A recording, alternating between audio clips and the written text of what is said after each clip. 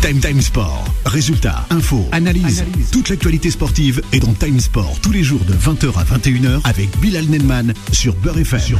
Bonsoir à tous et bienvenue pour une nouvelle semaine sur l'antenne de Beurre FM en compagnie de toute l'équipe de Time Sport, votre quotidienne sportive, à la suite des informés d'Adil Farkan que vous pouvez retrouver dès demain à partir de 19h jusqu'à 20h. Voilà, c'est chaque soir comme nous, comme votre quotidienne qui est Time Sport. En ce lundi 13 décembre 2021, on reviendra sur ce fameux fiasco, on peut l'appeler de la sorte, le retour sur ce tirage au sort de cette fameuse Ligue des Champions édition 2021-2022, la coupe aux grandes oreilles.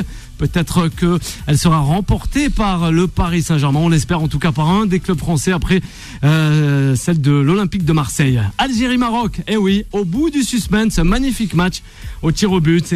On a vu l'Algérie l'emporter et filer en tout droit dans cette coupe arabe au Qatar en demi-finale. Et on verra le dernier tour, cette fameuse volée d'un certain Max Verstappen face au Britannique Lewis Hamilton et qui devient champion du monde. Et ça fait plaisir à nombre de personnes, néophytes et moins encore en tout cas.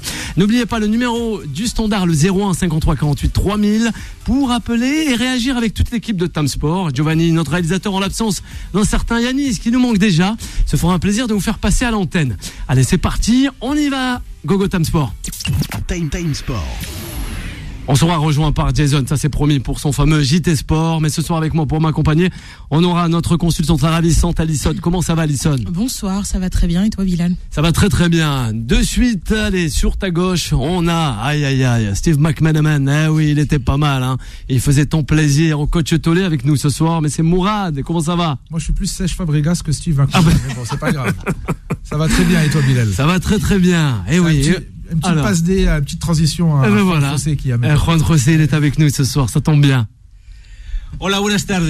Les deux ont joué en Espagne. L'un du côté de Madrid, l'autre du côté du Barça. C'est vrai.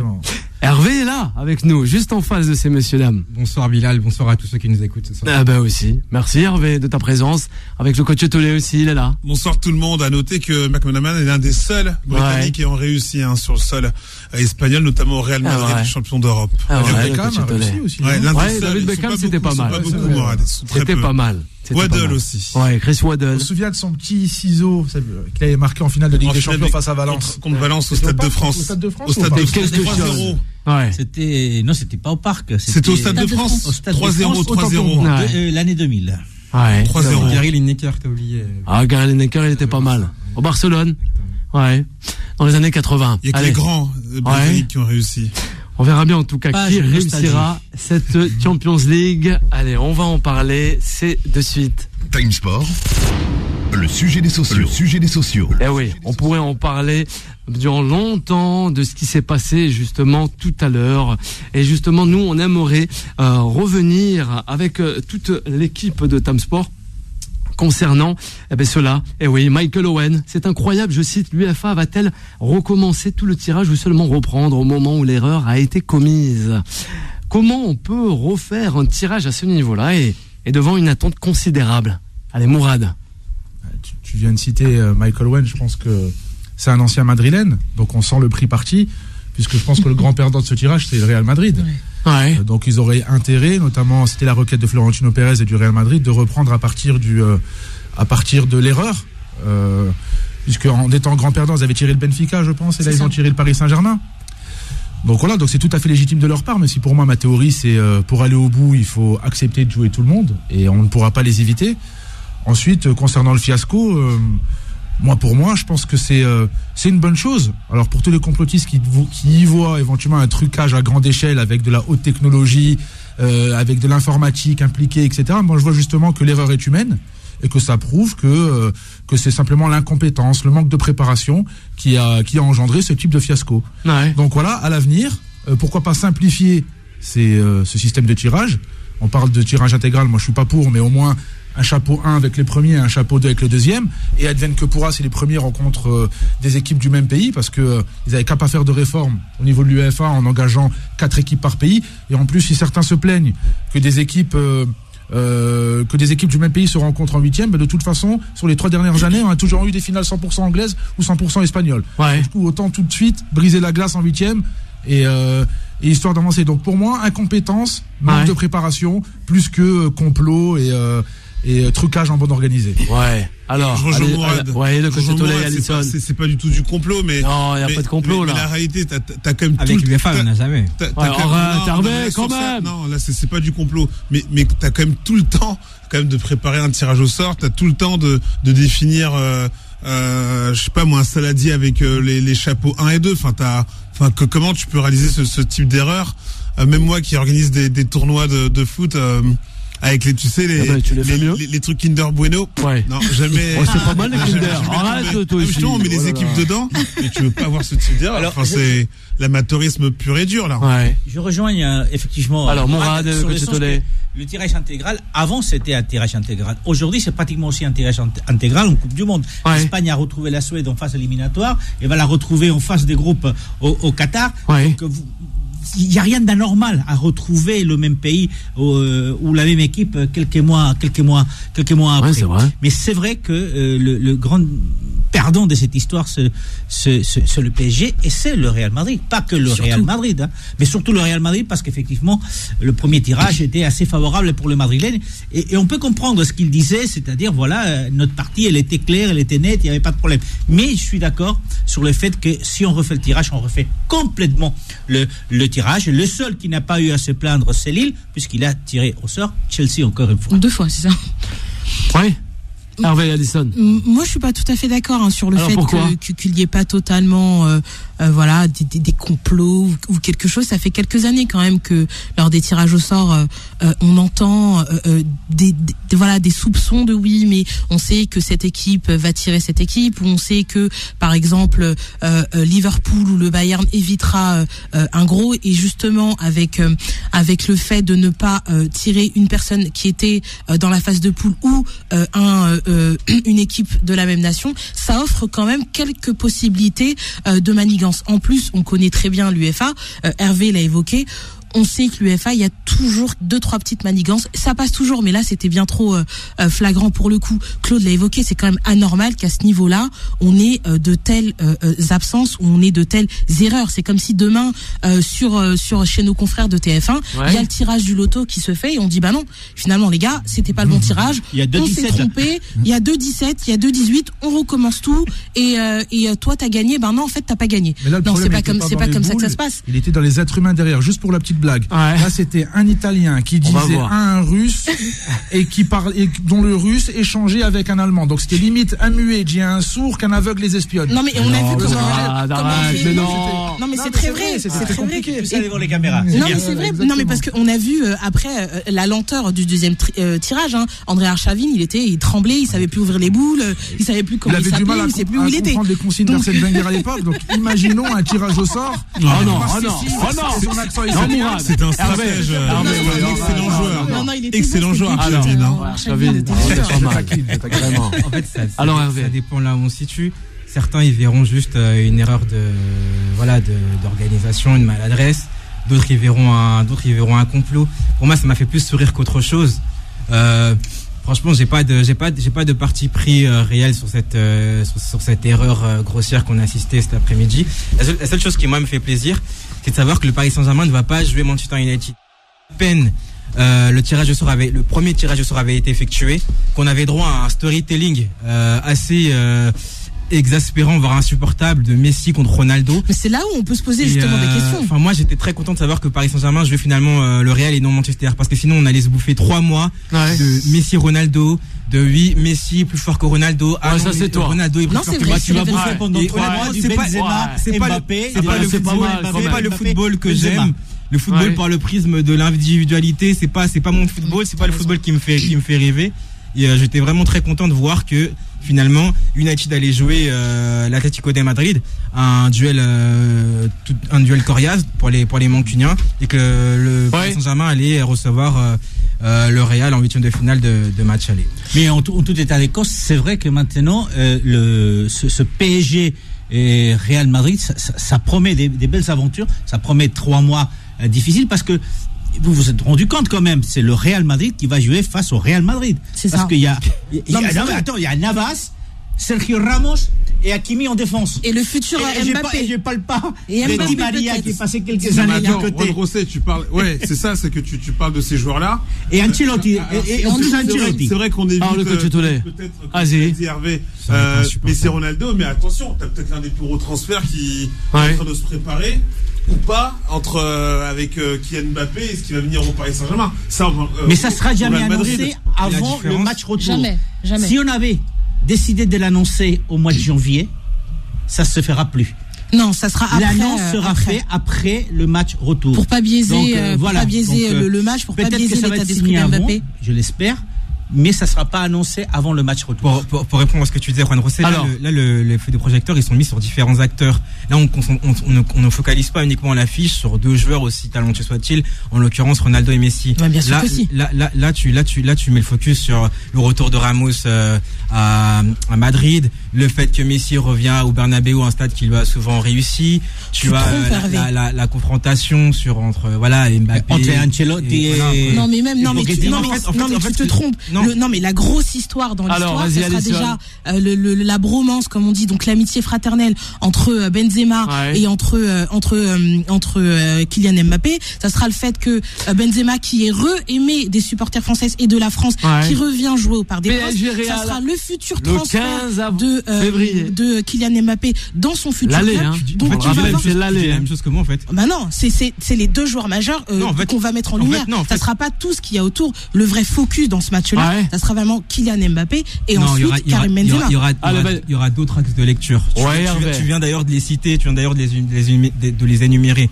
Alors que si on avait eu l'affiche initiale, on aurait eu 3 mois de campagne envers ou Ronaldo ou Messi. Et personnellement, c'est pas le football que j'aime, ce football qui consiste à rabaisser l'un pour exalter l'autre. Mais non, c'est un football qui fait peut-être kiffer les lycéens ou peut-être les lycéens. Tu te manques des lycéens là. Arrête de bêtises. Pour des gens qui sont censés aimer le foot comme nous, je trouve qu'on devrait même pas avoir à faire genre mais non.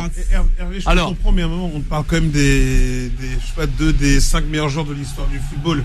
Il est évident que si tu avais eu Messi et Ronaldo, même si ça énerve, même si ça fatigue, qu'on en parle. Obligé. Qu'on en parle 5 minutes, c'est une chose. Qu'on en parle 2 mois et demi. À un moment donné, ça devient 2 mois et demi, j'en sais rien, de toute façon, ça n'arrivera pas pour moi.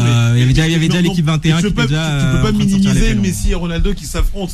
C'est impossible. On les embrasse. Même pour nous, c'est pas possible. Non, mais en plus, qu'ils s'affrontent dans 2 clubs autres que Real, Barça, pour le coup. Non, mais au Paris Saint-Germain et à Manchester United.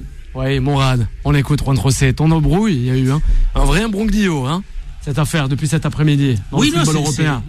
Justement. C'est vrai.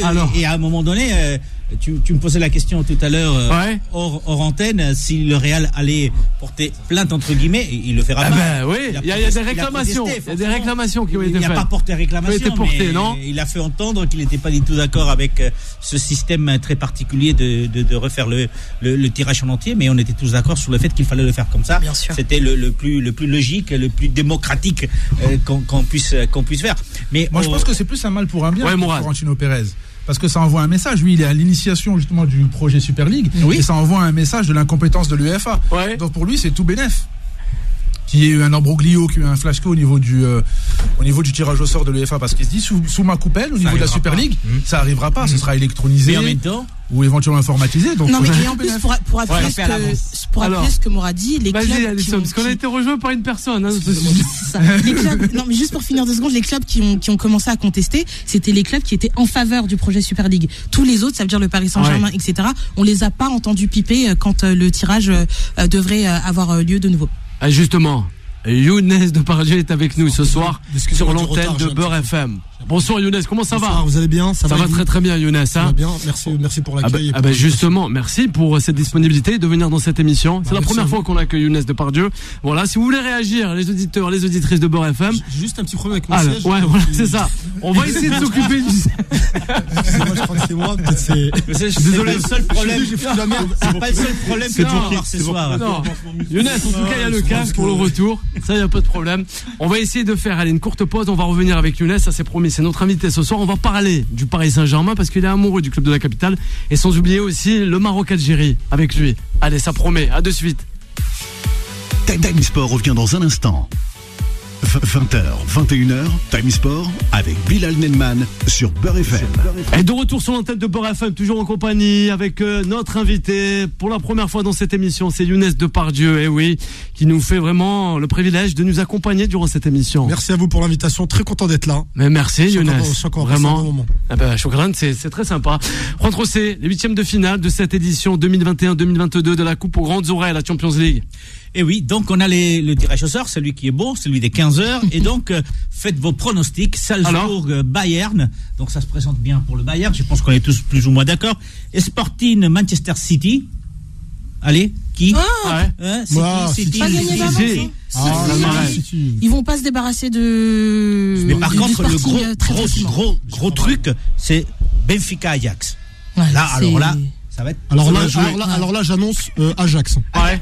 Ajax va les. Moi, je pense. Et puis Chelsea-Lille. Ouais. Chelsea. Alors, qui n'a pas eu de chance? C'est Chelsea ou c'est Lille plutôt. J'aimerais bien une petite surprise. Ce serait beau. Mais après, bon, ça va être très dur. Ça va être dur pour Lille. Moi, je vois bien une surprise de Lille parce que Lille contre les gros n'a rien à perdre déjà. Rien à perdre. Ils ont fait c'est champion d'Europe. Ils reçoivent au retour. Surtout que sous Galtier, ils avaient fait une belle prestation contre Chelsea qu'ils avaient déjà rencontré. Non, mais les gars, faut aller les chercher le Chelsea quand même. Ouais, mais je pense qu'on va pas se débarrasser de Lille comme ça. Moi, je crois que Liverpool, ils font plus peur que Chelsea. Liverpool qui va jouer l'Inter. L'Inter revient bien. Simone Inzaghi. Et vous avez l'Atlético Madrid, Manchester United. Là, ça va être très compliqué. Ça va être sérieux. Et puis, un match entre mal classés, Villarreal Juventus. Aucun des deux est bien classé dans leur championnat respectif. Et puis, le PSG Real Madrid. Donc, le PSG Real Madrid. C'est vraiment dommage pour les supporters du PSG qui vont partir les deux en huitième de finale. Juan José, il n'y a pas le Barça dans la liste, non. Si. Le Barça qui va jouer Naples. Naples qui va jouer Naples. Le 9e, 8e de finale, ce sera Barcelone Olympique de Marseille. Voilà. Et entre Europa League et Conference League. Et vous n'avez pas cité Arsenal dans tout ça? Les Gunners, ils sont pas là. Ils sont pas là. Et oui, pour le plus grand désarroi de monde. Après 18 ans de Ligue des Champions. Ça fait longtemps, Younes. Vous avez remarqué quand même que les équipes anglaises sont en force. 4 équipes anglaises, 3 équipes espagnoles, 2 équipes françaises. Alors, donc voilà, les Anglais encore cette année sont bien partis. Le 15 février, mardi 15 février, justement, PSG Real. Benzé, c'est un tube qui était sorti en 2018, je crois, avec Younes et Bombé. On avait fait un petit titre sur Karim Benzema. C'est sympa. Moi, j'aime beaucoup Karim. Mais justement, il revient. Sur ce match-là, il n'y aura pas de Karim, on sera 100% parisien, mais ça va être dur. Franchement, moi, j'étais content qu'on comprenne Manchester, vraiment voir Messi, Ronaldo. Ouais. Mais j'ai l'impression. Alors là, le Real. J'ai l'impression que ça va être un peu plus compliqué. Ramos ne veut pas jouer contre le Real Madrid. Non, il jouera. Il fera un grand match. Un grand match. Face aux anciens. Messi, ça serait inéluctable, quoi. Messi fera un grand match. Messi est là dans les grands matchs. Moi, je pense qu'il fera un grand match, Messi. Le PSG a l'habitude des classicos. Justement, Younes. Le PSG est prêt face au Real Madrid. Ce PSG qui arrive pas, justement, dans ce. Moi, je pense que ça commence à se mettre en place petit à petit. Et je pense d'ici 2-3 mois, on verra le vrai visage de Paris. Parce que c'est vrai que le début d'année, là, c'était peut-être qu'on est premier. C'est chaotique. On dira pas chaotique. Ils sont qualifiés en 8e, ils sont premiers avec plus de 10 points. Mais le jeu n'est pas, c'est pas attractif. Alisson, alors. Moi, je dirais en tout cas, si on fait un état des lieux à l'heure où on parle, je dirais quand même avantage Real Madrid. On a vu contre l'Atlético que le Real est très très solide. Collectivement, c'est un bloc où on bouge très peu. On n'a pas vu l'Atlético du tout, même si effectivement l'Atlético a des problèmes en attaque, on les a pas vus du tout collectivement. Et on a Karim Benzema, on a Vinicius qui en ce moment marche sur l'eau. Donc voilà, c'est incroyable. Si on fait un bilan à l'heure actuelle, il y a gros avantage pour le Real Madrid. Cependant, voilà, il y a avantage, je dirais pas gros avantage. C'est fou quand même. Gros avantage. Je dirais que dans le jeu, il y a gros avantage pour le Real Madrid. Ensuite, dans 2 mois, les choses peuvent changer. Allez, Mourad Hervé. Non, je suis d'accord avec Alisson, sauf que la vérité du mois de décembre n'est pas celle du mois de février. Il y a des enjeux extrasportifs entre le Paris Saint-Germain et le Real Madrid. Il y a des dossiers qui vont être balayés et qui vont devoir se régler sur le terrain. Il y a aussi notamment Mbappé, où il sera à la croisée des chemins. Soit il prouve, soit il sort par la grande porte avec le Paris Saint-Germain en réalisant une grosse performance face au Real Madrid. Et en même temps, en parallèle, il a l'opportunité de prouver à ses futurs dirigeants madrilènes, éventuellement, je me projette, que c'est la star justement de cette affiche et qui serait pas trompé. Et surtout ce que fait Mourad, il y aura un paramètre, c'est que là d'ici 2-3 semaines il pourra signer où il veut, à part s'il prolonge. Ça veut dire que là, si il prolonge avec Madrid, non mais là, du moins si signe à Madrid et le match, le retour. J'ai l'impression que ça va être un peu. Non, mais justement, Juan Rossi l'a précisé tout à l'heure. Mais il n'a pas tort, l'invité. Non, mais apparemment, ça se fera pas. C'est-à-dire que ça se fera si signature, il devrait y avoir. Ça sera après les conflits. Voilà, ce qui me semble. Il peut y avoir signature avant, mais jamais annonce. Officiellement, ça sera annoncé. Je pense que tu peux pas faire ça avant, ça va. À moins que Kylian Mbappé soit un robot, qu'il ait pas de cœur, ce soit un cyborg, on n'était pas au courant, c'est impossible. La réalité, ça peut très bien se signer avant, sauf que en termes de communication, ils vont pas en parler. Même psychologiquement, c'est dur quand même. Alors l'invité. Oui, c'est dur, mais à mon avis, il y a eu quand même tellement d'avancées sur le dossier que bon, voilà. Ouais, reste à voir. C'est bien que normalement. Et Younes Depardieu, alors, justement. Moi, j'annonce ici devant la France entière, Kylian Mbappé va prolonger. Voilà. Kylian Mbappé. Faites ce que vous voulez de cette information. Ah, il vous l'a dit alors. Non, Younes, il a dit. Kylian Mbappé va prolonger. Voilà. Kylian Mbappé prolongera. On enregistre en tout cas. C'est bon. Vous enregistrez. Bien sûr. Le réalisateur Giovanni. Par contre, c'est L'Oréal, vous m'invitez et vous me bloquez de partout. Il y a même Jason qui l'a enregistré sur sa story. Voilà, Jason Digiste Sport. Oui, Hervé. Vas-y, réagis. Par rapport à la double confrontation qui s'annonce, le PSG Real. Et le Real, je dirais que le Real fait un meilleur début de saison qu'on pouvait l'imaginer. Je pense que tout le monde les voyait dans une période un peu de reconstruction, de transition. Il y avait beaucoup d'incertitudes qui entouraient un peu cette équipe lorsque Carlo Ancelotti a pris les rênes de la Casablanca. Mais pour être constaté qu'ils font vraiment un début de saison vraiment au-delà même des expectatives, je pense même de leurs propres supporters. Du côté du Paris Saint-Germain, c'est un peu l'inverse. Ils ont perdu quand même contre le Sheriff Limassol à domicile. Je pense que c'est la plus grosse catastrophe. C'était le premier match. C'était en phase des poules. Mais ça reste un match de Ligue des Champions. Je dis pas qu'ils sont irréprochables, mais je pense qu'ils font quand même un début. Personne les attendait à ce niveau-là. Il y a 3 mois contre Paris Saint-Germain. En début de saison, je disais que c'était mon favori pour la Ligue des Champions. Je reste persuadé que le Paris Saint-Germain va gagner la Ligue des Champions. C'est mon pronostic. Vous pouvez l'enregistrer. Je ne suis pas parisien pourtant. Je suis arrivé, c'est mon préféré. J'ai senti un truc entre nous. Je ne suis pas parisien pourtant. Mais entre le moment où on parle et le mois de mai, va quand même falloir hausser son niveau de jeu. Je pense qu'on est tous unanimes pour dire qu'on s'ennuie ferme en regardant les matchs du Paris Saint-Germain. La saison 2022 et celle de Paris. Juste pour terminer, que ça manque de mouvement et que c'est beaucoup trop dépendant des fulgurances de Mbappé. Non, c'est vrai. Il va vraiment falloir sortir le bleu de chauffe si Paris veut soulever la Ligue des Champions aux grandes oreilles. C'est ça. Et ils ont l'effectif pour. C'est ce qu'a disait Alisson. Collectivement, il y a un petit plus du Real Madrid. Après, de là à dire qu'ils sont un gros avantage. Je dirais, vraiment pour aller dans le sens d'Alisson, je dirais c'est un petit 55-45. Ah ouais. C'est léger. Mais juste pour revenir sur le cas. Oui, vas-y Alisson. Tu dis qu'il va faire un grand match, etc. Paraît-il, c'est ce qui court en ce moment, que la blessure serait beaucoup plus grave qu'on l'entend actuellement. Donc on n'est pas sûr que Sergio Ramos tienne sur la durée physiquement en tout cas. La réalité, c'est qu'il a joué qu'un match. Il a joué un match, il en a joué 7 la saison dernière, il a pu jouer depuis le mois de mai. Le coach. Je crois qu'on l'avait annoncé, il fallait pas s'étonner aussi. Enfin, t'as 36 ans. Ça fait 18 mois que tu as joué même pas 10 matchs. Il a 36 ans, il a pas moins que ça. Il a 36 ans. Il a 36 ans, je crois qu'il avait 35. Faut le préserver. La réalité, c'est qu'il soit capable d'enchaîner des matchs en fait. Moi j'avais dit 7 matchs dans la saison, c'est bien déjà.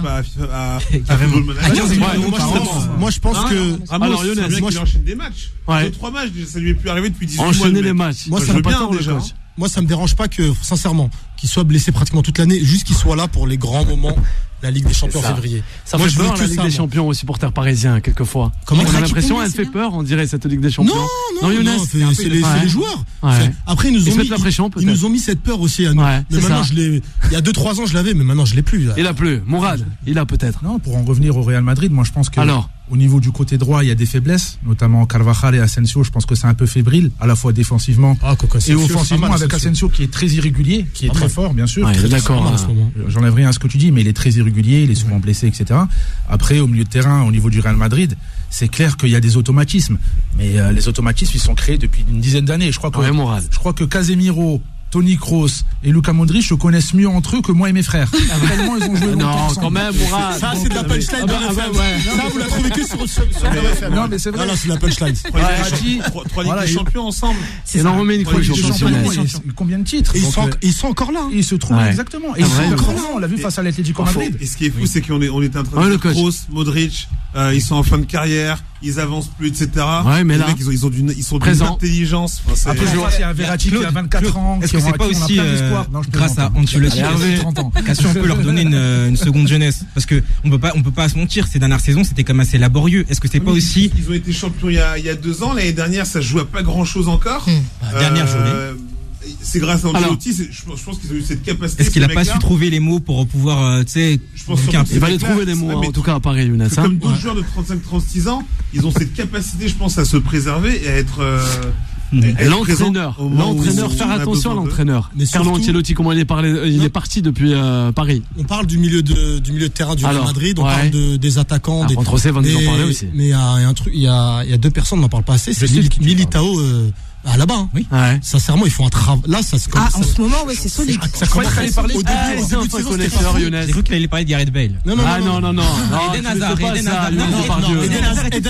ouvert un food truck à Bernabeu. Non, mais Militao et comment ça s'appelle, et Alaba, c'est vraiment pas mal. Non, c'est vrai qu'ils ont trouvé les automatismes. Ils arrivent surtout au niveau des placements, des couvertures, etc. Au début, on avait des doutes surtout sur Alaba, alors qu'on sait que c'est un très grand joueur qui vient du Bayern. Mais là, il sait se placer et ça fonctionne pas mal entre les deux. Très efficace. Alors l'Espagne avec toi, c'est Militao. Il y a 2 aspects qu'il faut quand même retenir. Déjà, il va falloir voir de près comment ça se passe de la reprise du championnat. Il va y avoir autour entre 5 et 7 matchs avant que tous les deux vont s'affronter, PSG et Real Madrid. Donc on va voir à quel niveau ils vont arriver. Donc quel niveau des formes. Ça va arriver très fort à l'instant T, c'est important. Oui, et puis il y a aussi une dynamique. Il y a une dynamique des victoires. Est-ce que le Real sera toujours à 12 points devant le 12e? Est-ce que le PSG sera à 10 points devant? Voilà. Ouais. Et puis un deuxième aspect, c'est que le PSG joue son premier match à la maison. Ouais. Alors le retour là-bas. Madrid effectivement. Oui, Younes, il faudra faire attention. À Bernabeu, il y a eu Sheriff Tiraspol où ça s'est très mal passé lors de la phase des poules, lors du premier match. Mais normalement, du côté des Bernabeu, c'est assez. Ouais, ça va pas être le même match. C'est assez solide du côté du Real. Ah ouais, même Jason, il craint ça. En faveur du Real Madrid. Ah ouais. Et puis il y a Ancelotti, on parle pas souvent. Ancelotti, je lui ai dit à Younes, notre invité. Quelqu'un qui connaît très bien la maison. Revanchard peut-être.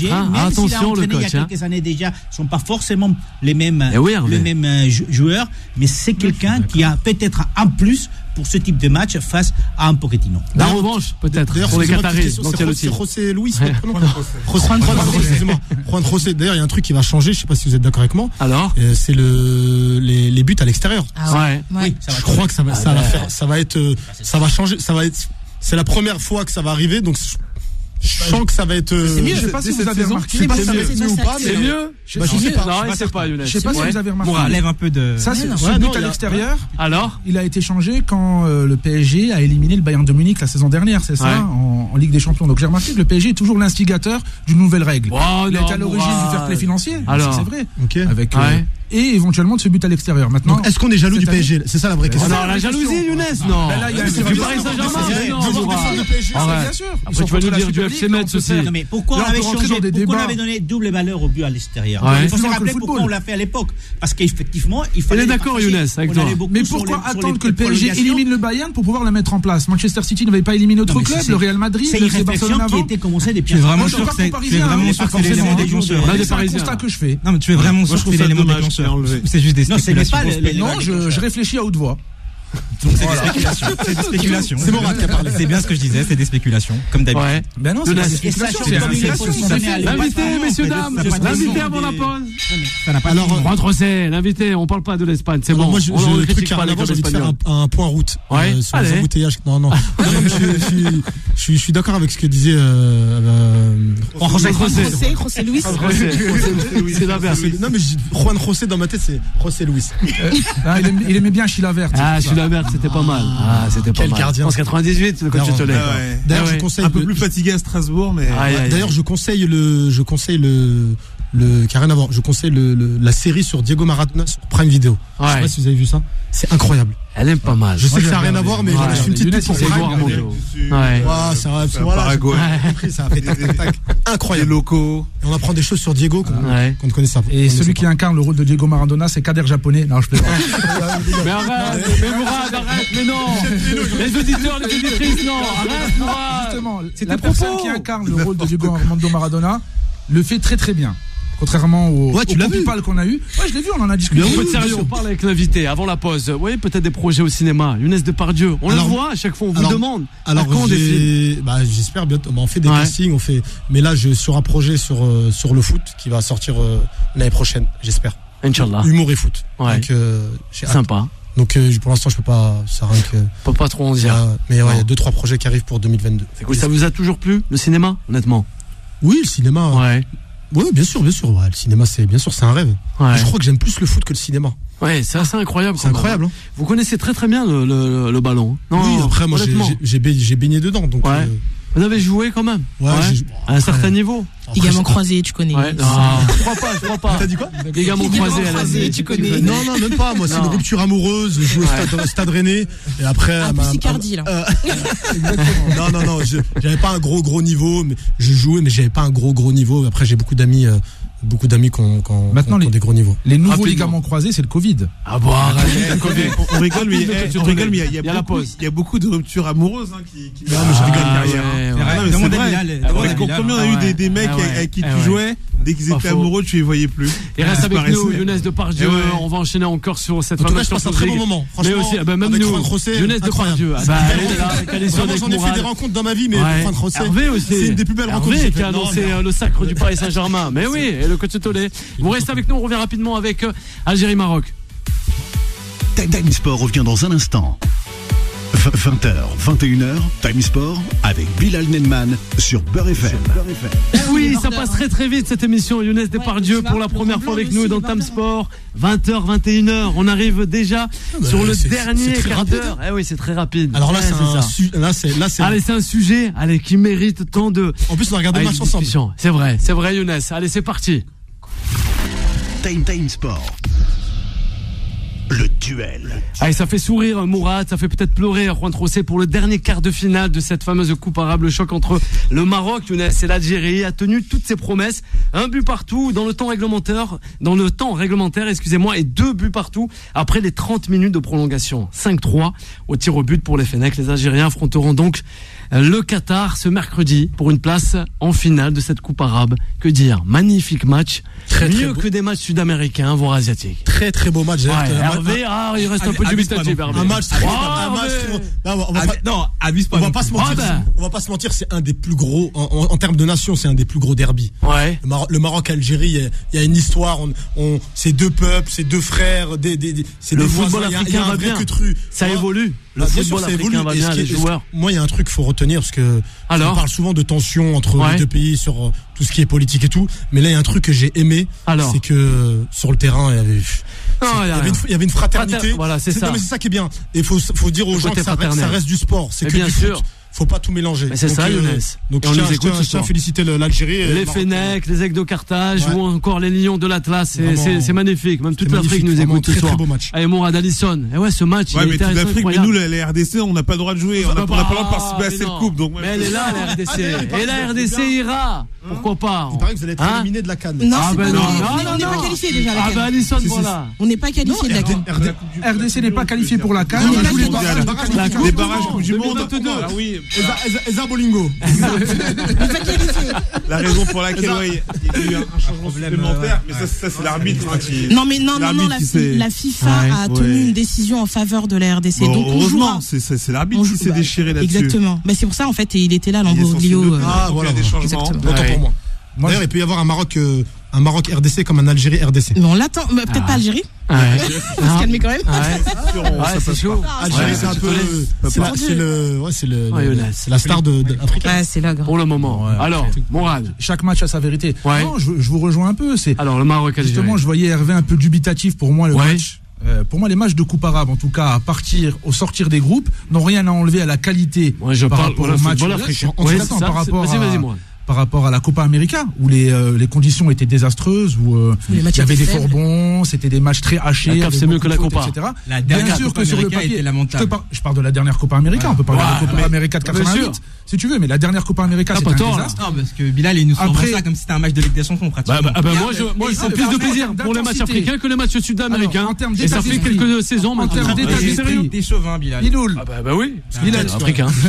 En termes d'état d'esprit. C'est vrai qu'on est sur Beurre FM, mais un peu d'objectivité. Arrête, l'objectif, c'est là. Arrête, on laisse terminer. Arrête, Younes. Du Maroc comme c'était, je sais pas. Mais non, allez, Younes, arrête. Hervé. Younes, vas-y, Mourad. Je veux bien qu'on se de la dérision de temps en temps. Ouais. Mais faut pas dire. Là, il fallait. Je vais laisser terminer. Tout à l'heure, j'essaie de terminer, mais je vois que ça ne plaît pas à tout le monde. Chaque match a sa vérité. On va quand même essayer de considérer ce match au sérieux. C'était un match sur le plan de l'état d'esprit qui était irréprochable. On l'a vu entre les deux pays.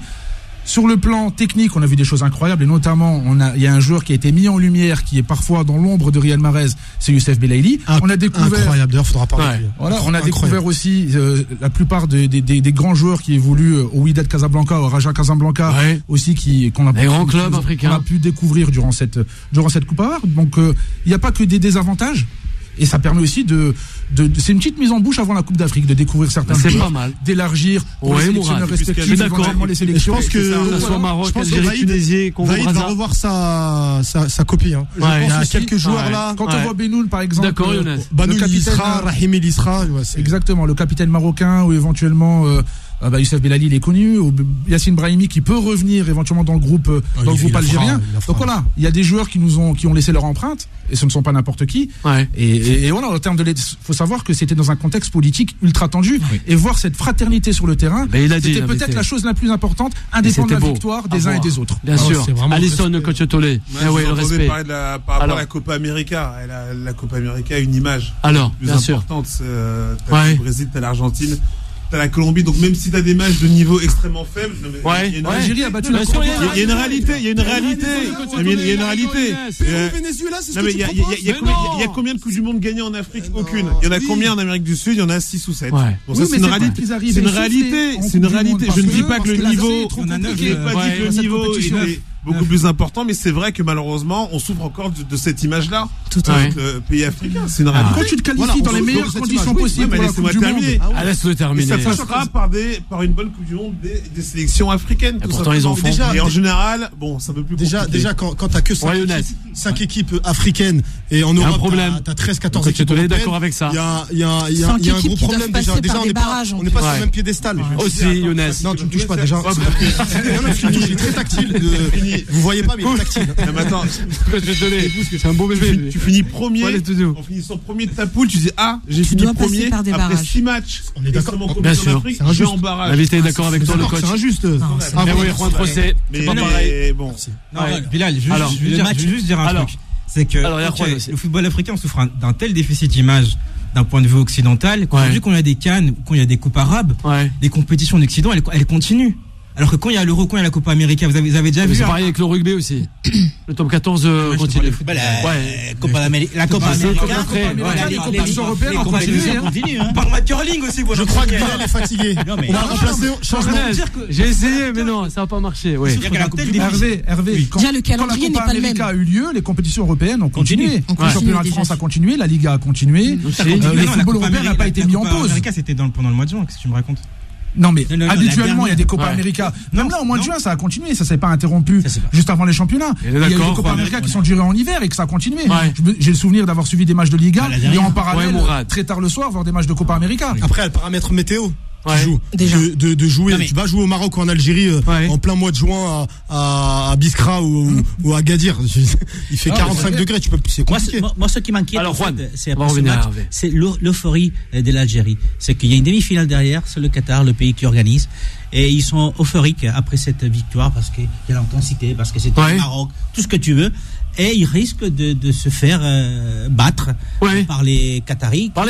Qui ont aussi une équipe qui se prépare pour la Coupe du Monde. Et donc, attention aux Qataris. À l'euphorie algérienne, ce n'est pas parce qu'on a gagné la CAN qu'on est... Tu as raison. Juan José, la finale est écrite. Et on sait tous que ça va être Algérie-Égypte. On le sait tous. Les meilleurs joueurs du championnat qatari sont quasiment, actuellement, pour le dernier carré, sont quasiment algériens, avec Banan Bounedja, qui est le meilleur buteur du championnat, et Laïli, qui est peut-être le meilleur joueur de l'équipe, Yassine Brahimi à ne plus présenter. Donc, il y a quand même certaines valeurs sûres côté algérien.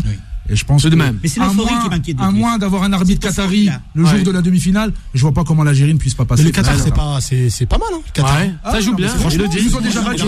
C'est ça, Younes. C'était Jamel Belmadi. Quand les arbitres jouent avec eux, c'est pas mal. Arrête un peu, toi aussi. Mais tu es tout contre cette phase finale de Coupe du Monde 2022. Je sais pas qu'est-ce qui t'arrive. Quand les arbitres jouent avec eux, c'est pas mal. Il a bien commencé l'émission, mais crescendo, je le sens pas.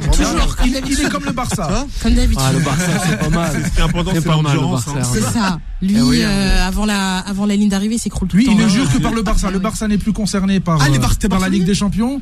Du coup, on le sent un peu passif d'autres sujets. J'ai toujours dit que j'étais pour le football. D'ailleurs, excuse-moi, Juan excuse-moi. Juan José. Vous êtes barcelonais? Supporter du Barça, de Madrid, Valence? De Valence. Sincèrement, une petite parenthèse, il y a vraiment un bon Dieu. Je m'explique. Depuis la remontada, c'est la descente aux enfers pour le Barça et je m'en réjouis. Voilà. C'est une petite parenthèse. Le destin, je voulais dire, voilà. Parce que je sais pas si tu diras la même chose après la remontada du Real Madrid au mois de février. Non, mais pas trop la relation de cause à effet, mais non, mais je tenais à le dire parce que j'ai une cicatrice qui n'est pas encore fermée. Alors on a Boula qui nous dit justement un peu cette négligence de la part de la FIFA, Mourad, Alisson. On n'a personne à la tête de cette CAF. Mais par contre, l'équipe nationale algérienne, physiquement, c'est pas très très top. Eh oui, Juan José, te rejoint. Ouais. D'accord avec ça. En tout cas, il y a un réel problème. Younes Depardieu, faut en parler. Avec ces 5 finalistes, pour les barrages, c'est 10 équipes. C'est pas normal. À l'échelle que l'on connaît internationale du football. Quand tu prends cette zone CONCACAF, par exemple, il y a 3 pays, le Canada, les États-Unis et je pense que c'est le Mexique. Et t'en as que 2,5 qui se qualifient en Coupe du Monde. Faut m'expliquer. Alors qu'en Afrique, t'as 50 fédérations. Et 5 qui arrivent en Coupe du Monde. Donc déjà, dans ces cas-là, tu fais une Coupe du Monde avec plus d'équipes et avec nombre de encore plus. Mais ils veulent faire ça tous les 2 ans. Et tous les 2 ans, c'est. Mais l'Afrique est favorable justement. Les pays africains, ils sont favorables. Il faudrait simplement rééquilibrer les qualifiés en fonction des continents. Je pense qu'il y a trop de qualifiés en Europe. On a des pays, je dirais pas anodins, mais des pays avec une culture foot un peu moins évoluée, par exemple qu'un Sénégal ou qu'un Mali ou qu'un Afrique du Sud qui est quasiment écarté à chaque Coupe du Monde parce qu'il y a des choix. Tu veux du Vuvuzela, c'est ça que tu veux? Du Vuvuzela, le supporterisme Vuvuzela.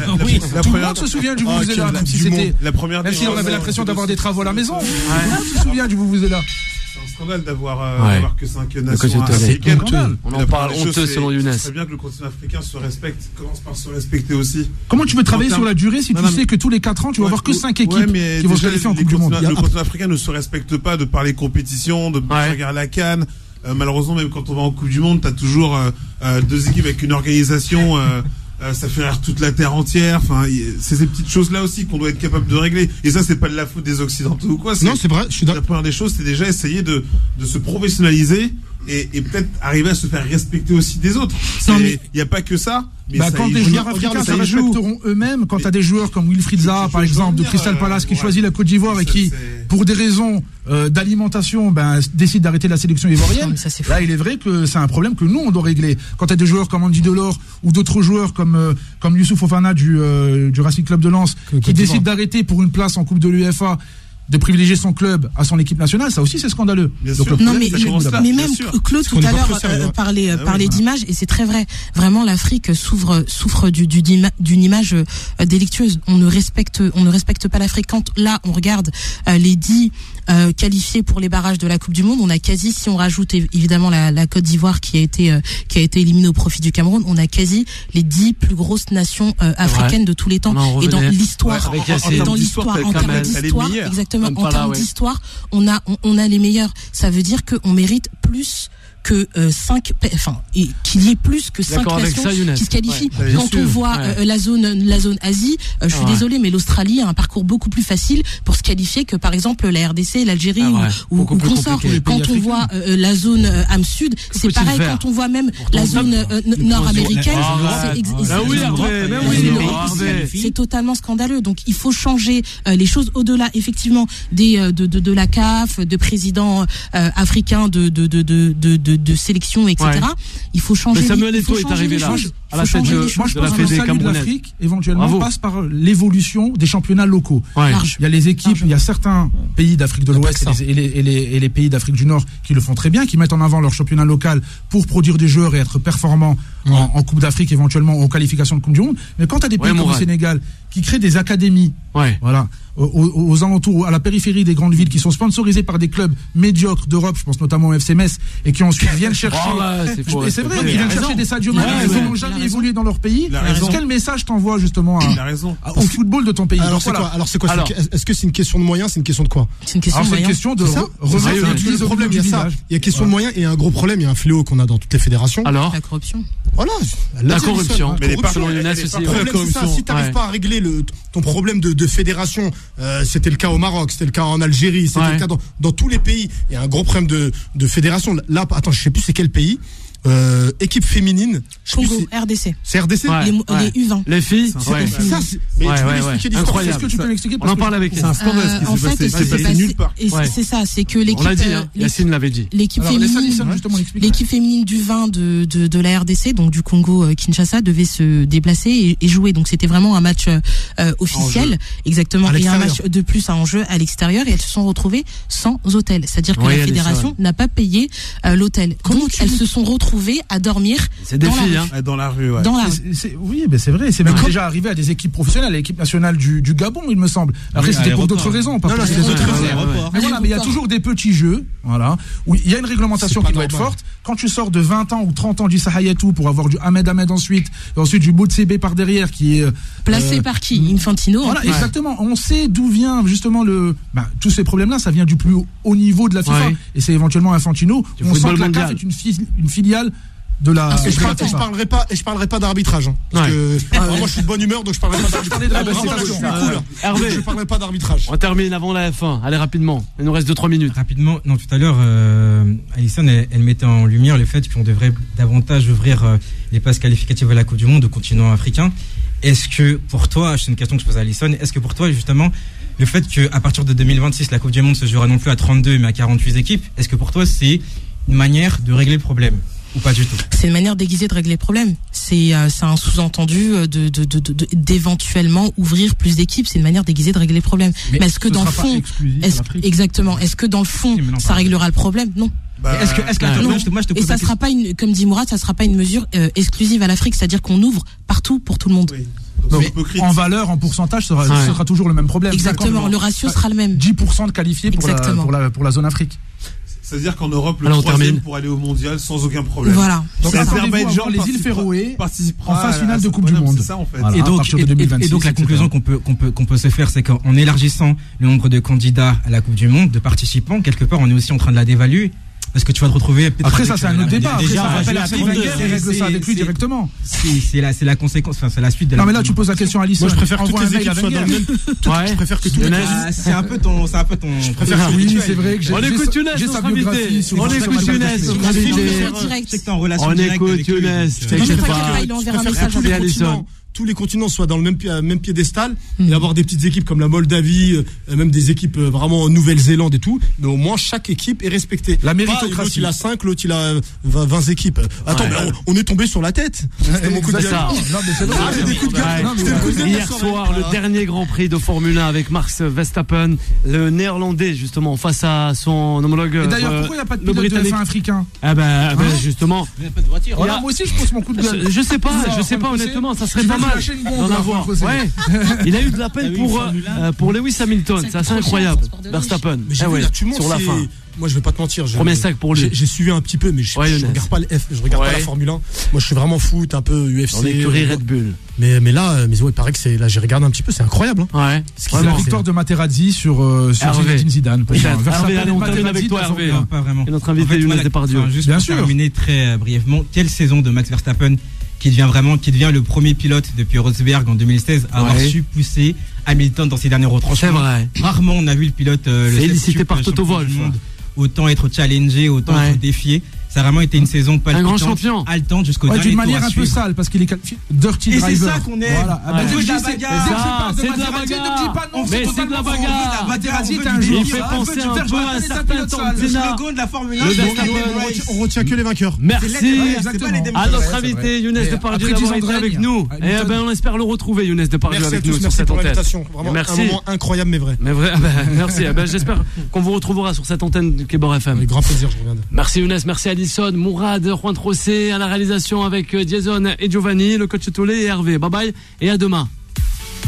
Retrouvez Time Sport tous les jours de 20h à 21h et en podcast sur beurrefm.net et l'appli Beurre FM.